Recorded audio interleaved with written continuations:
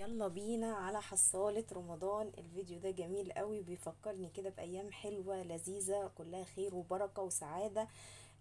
ربنا يجعل بيتكم عمار وخير وسعادة يا رب، وفرح، ويبارك لكم في أولادكم وتفرحوا وتتهنوا كده وتعيشوا مبسوطين، ويديكم البركة في عمركم والبركة في رزقكم والبركة في كل شيء في حياتكم، اللهم آمين. يلا بينا بقى نسمي الله ونشوف أفكار النهاردة حلوة عاملة ازاي بإذن الله، يا رب الكل يستفاد. وإذا عندكم معلومة حلوة للإفادة عن حصالة رمضان أتمنى تكتبوها لي في الكومنتات علشان برضو أستفاد من خبراتكم معايا. لكل بنوتة ولكل ست بيت جميلة كده معايا موجودة في القناة، وردة كده مفتحة، ربنا يجازيكم كل خير على دعمكم ليا واللايك اللي بتحطوه ليا واشتراككم بالقناة وتفعلوا زر الجرس عشان يوصلكم مني كل جديد بنزله. النهاردة ده أول فيديوهاتي عن ريفيوهات رمضان وحصالات رمضان، وإن شاء الله بإذن الله نستفاد كلنا بإذن الله بإذن واحد أحد. يلا بينا نسمي الله. اللهم صل وسلم وبارك على سيدنا محمد وعلى آل سيدنا محمد. النهاردة في أفكار حلوة قوي يا بنات. عارفين إن كل شهر يعني رمضان بيدخل علينا في بيوتنا، هو طبعا شهر خير وشهر بركة، وربنا يا رب يجعله كده مليان بالخير والبركة على كل بيوتنا يا رب العالمين. بس برضو احنا بنحب نعمل احتياطاتنا كده وشوية لوازم زيادة علشان الازواج والزوجات ما يتخنقوش عشان ضغوطات المدارس مع ضغوطات العيد مع ضغوطات رمضان. بصراحة الله يكون في العون، ربنا يكون في عون كل زوج وزوجة بيتعبوا وبيشقوا على مصلحة ولادهم وبيتهم. طيب هنعمل ايه بشوية افكار حلوة كده ان شاء الله بإذن الله نستفاد منها. انا بجيب حصاله كده، انا لقيتها مكتوب عليها حصاله رمضان وبوجي وطمطم والشكل الجميل بتاع الحاجات اللي هي رمضان كريم، والحاجات اللي هي الجميله دي اللي هي بتاعه رمضان. كل سنه وانتم طيبين يا رب، ويجعلوا كده يبلغنا رمضان سنين عديده اللهم امين، واحنا في احسن صحه واحسن حال. انا بجيب الحصاله دي كده معايا زي ما انتم شايفين كده. بعمل ايه؟ باجي كل اسبوع بروح اتسوق، بيبقى مثلا معايا مبلغ، يعني انا الاسبوع ده اتسوقت وبقى معايا 25 جنيه. تمام. انا باخدهم كده واقوم عاملاهم زي ما هما كده واسمي الله، واقوم اقول يا رب زدهم بركة، واقوم حطاهم بسم الله الرحمن الرحيم كده في حصالة رمضان زي ما انتوا شايفين كده بالمنظر ده.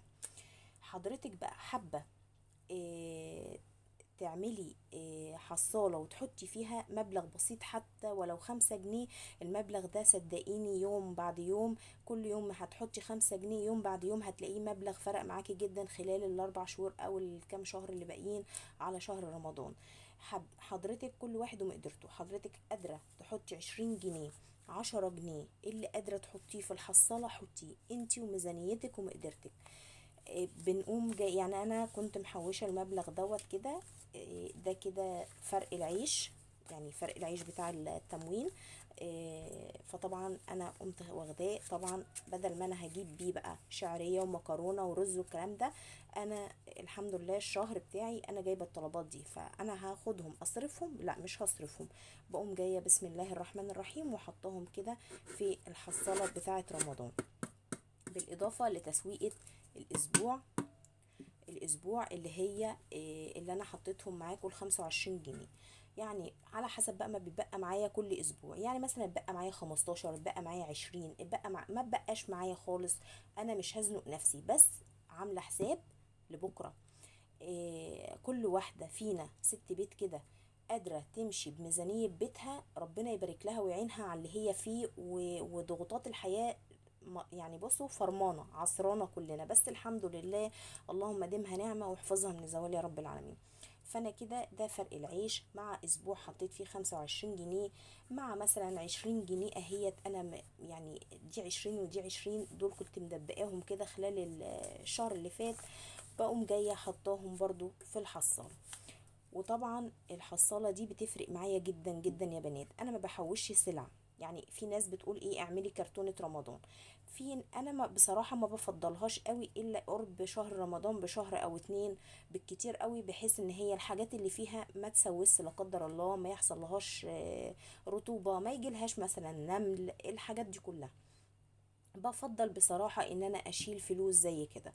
ليه بقى؟ الفلوس دي باجي قرب رمضان ان شاء الله باذن الله نفتحها مع بعض يا رب كده ونلاقي فيها مبلغ كده حلو ومحترم، يكفي ويوفي طلبات شهر رمضان. اول هام عشان ما تحتاجيش يعني بتصرفي منها على قد شهر رمضان. احنا ما بنبطلش اكل وما بنبطلش شرب.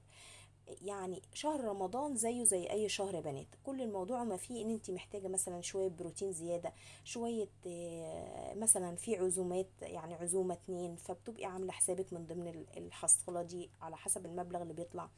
طبعا اول ما بتفتحيها خالص، احنا اول ما هنفتحها مع بعض اول حاجة بتطلع منها الصدقة. الصدقة يا بنات يعني هنشوف مثلا الفلوس اللي حوشناها ايه، ونطلع منها جزء صغير بسيط صدقة. على حسب ما تطلعي ربنا هيكرمك وهيعوضك وهيرزقك اكتر منها اضعاف مضاعفة. فاحنا هنطلع منها الصدقة. طب والباقي؟ الباقي هنمسكه كده، نظبط كده الفلوس مع بعض يا بنات، ونقوم جايين شارين بها بقى حاجة رمضان. حاجة رمضان دي بقى، وليكن مثلا انت شايلة رز، شايلة مكرونة، شايلة عدس، شايلة لوبيا، شايلة فاصوليا بيضة، شايلة البقوليات عامة، شايلة فول للتدميس، الحاجات دي كلها. طيب انت مش شايلة، بتاخدي من الحصالة وتجيبي على قد الشهر. طيب مش شايلة يعني شايلة سلع، خلاص انت بتخلي فلوس الحصالة لحاجة تانية بقى، زي يميش رمضان، زي البلح، زي العصاير اللي بتعمليها في رمضان، الحاجات اللي هي حلوة كده وجميلة بتدخل علينا بهجة رمضان بخيره وبركته يا رب العالمين. طبعا مثلا خلاص، يعني انا مثلا لو زوجك هيجيب هو اليميش والبلح والحاجات دي، وربنا يا رب يرزقه برزقكم ويوسع رزقه. طب هتعملي ايه؟ الفلوس اللي في الحصالة دي هنضطر نشيلها للعيد. بس مش هنشيلها للعيد، احنا هنبتدي نشتري لبس العيد للولاد. يعني على حسب ما المبلغ يطلع، انت بقى بتجيبي الهدوم اللي عندك عند اولادك، مثلا عندهم بناطيل حلوة كده جديدة وشكلها حلو، مش مشكلة اجيب تيشيرت عليهم، اجيب كوتش، اجيب غيار داخلي، كده طقم العيد بقى زي الفل. عنده تيشيرت ومثلا وعنده بنطلون لسه جداد،